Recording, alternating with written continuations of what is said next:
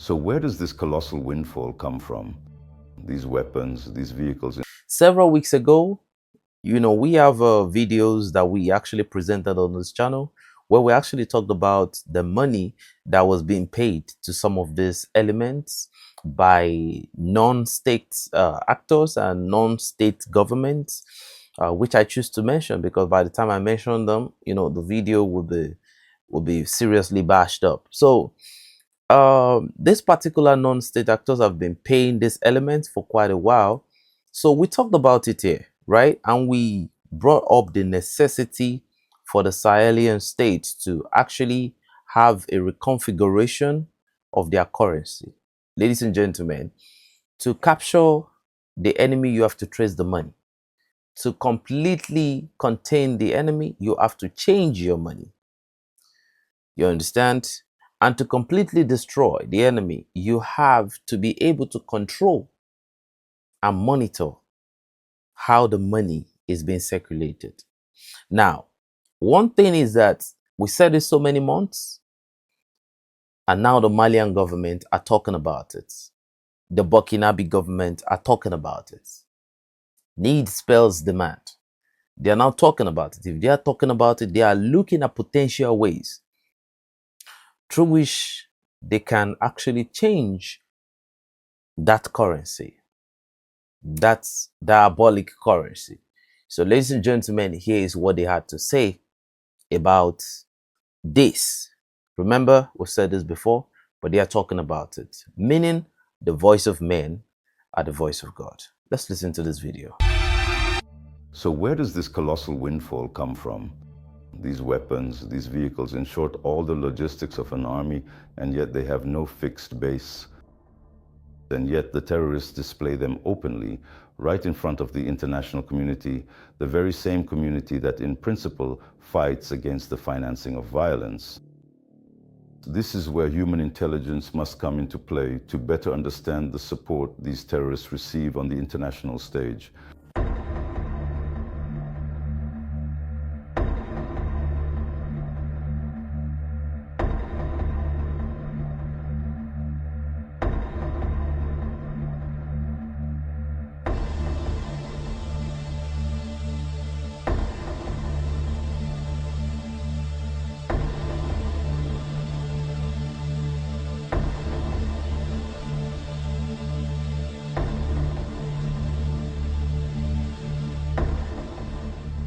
When it comes to the sources of funding for violent radical groups, many sources, whether internal or external, can be tapped.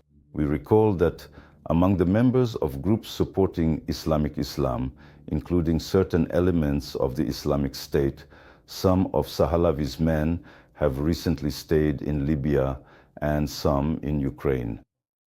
Upon their return from these two trips, it was observed in the sensitive theater that this violent radical group had developed a sophisticated mastery of drones. Therefore, naturally, the hypothesis that states could be behind this group is currently a central and plausible one. Another important point to remember is that when we look at the states of the Sahel Alliance, these particular states are completely surrounded by an expansive area, by a kind of neighborhood or region that is not at all aligned with what is currently happening in terms of military actions or ongoing conflicts. So, being in such a hostile environment, violent radical groups can not only use these neighboring countries as places of refuge, but at the same time, weapons can also come from these same states.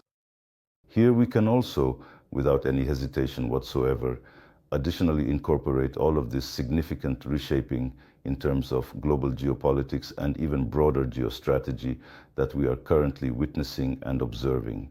Let us also remember that these three states today are at odds with a number of Western powers. And in another episode, we have the United Nations residential diplomat in Burkina Faso, who has been alleged to make some very, very bad claims about the humanitarian situation in Burkina Faso, most especially the children, poverty level, just saying a lot of things, even to the point of negating that there are the developments in these places are insignificant. You reside in Burkina Faso and you dare to make these claims without informing the agencies involved, the Burkinabe government.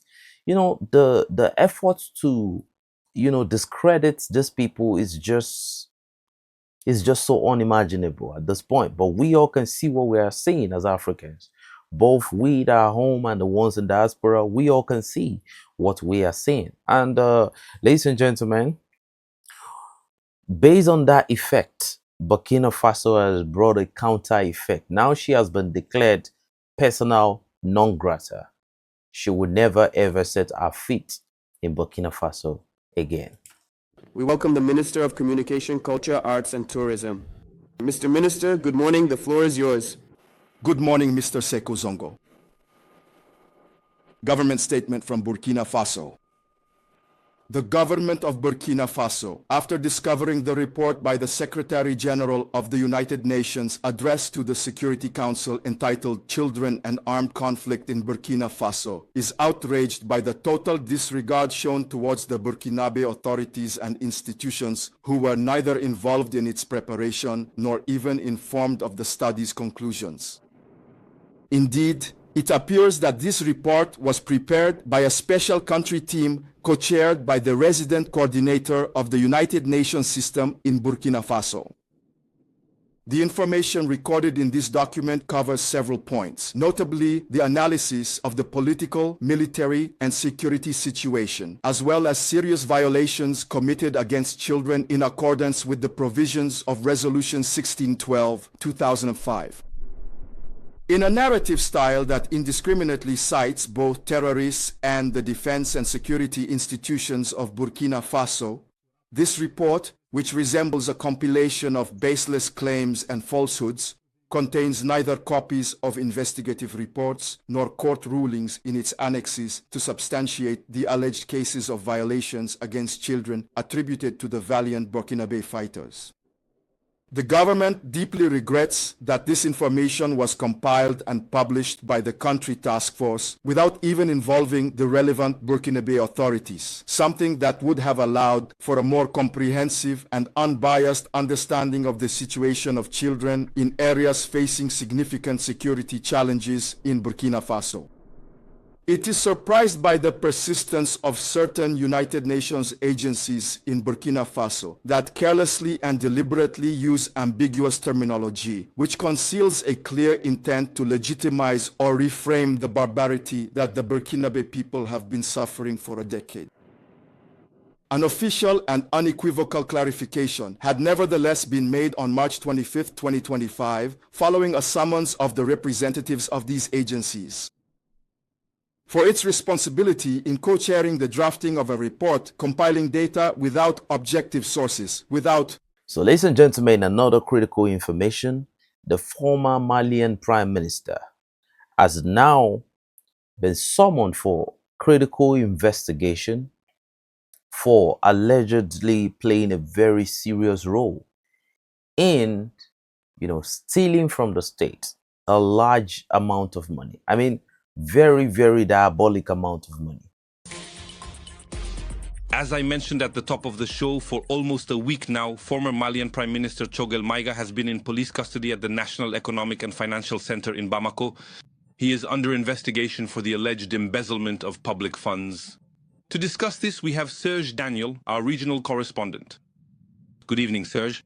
The coming week will be decisive for the fate of the former Prime Minister, once a key ally of the military in power. Yes, absolutely, absolutely.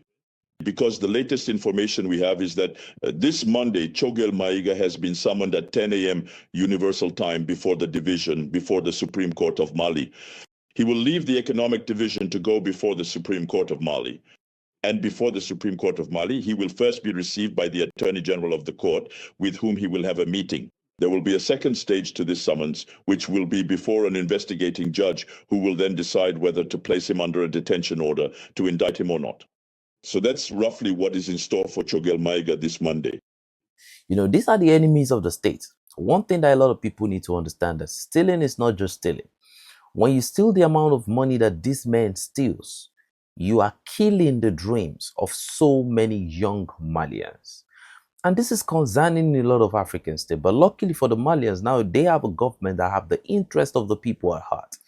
I think men like this, they should face the consequences of their action. And this equally means that in a state like Mali, in the Sahel, corruption, the consequences of corruption has no expiry date. I think men like this, according to what was said, they said he was formerly a friend of the Malian government. But you are friends to the Malian government until they get to see the roaches in your cupboard. And what happened at the end of the day? You have to face the consequence. So being friends doesn't mean you are immune to some things. And that is what happened in the democratic world. Attest to that.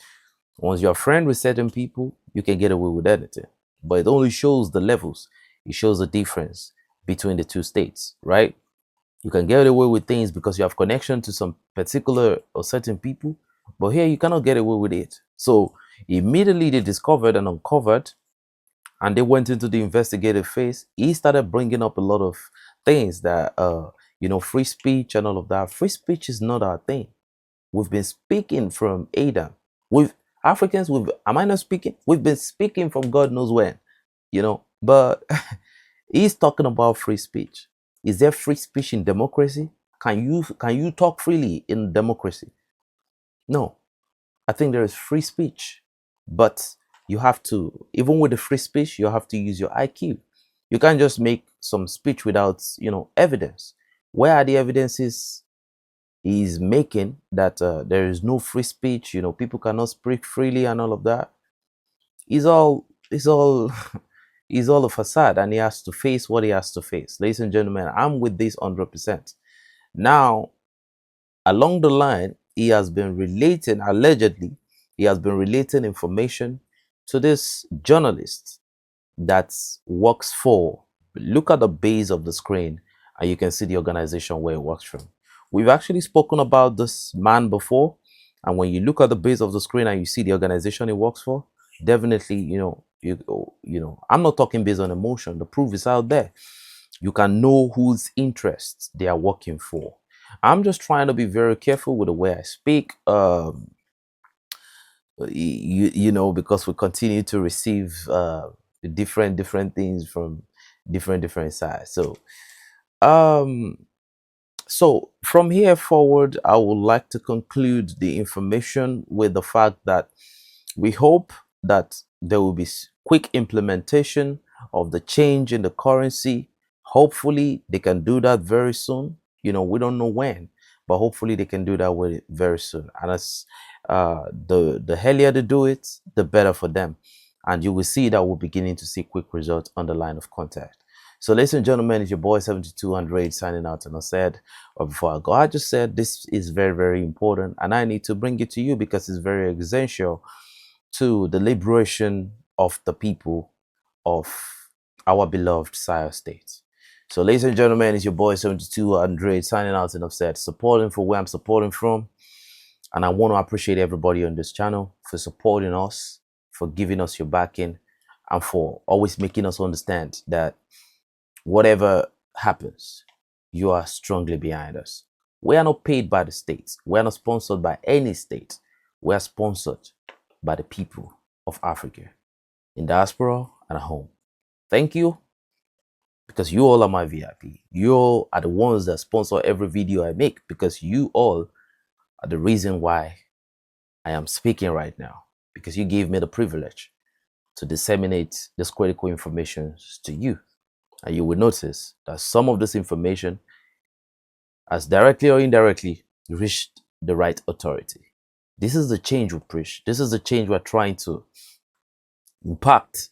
So ladies and gentlemen, much salute to everyone for your support and great respect.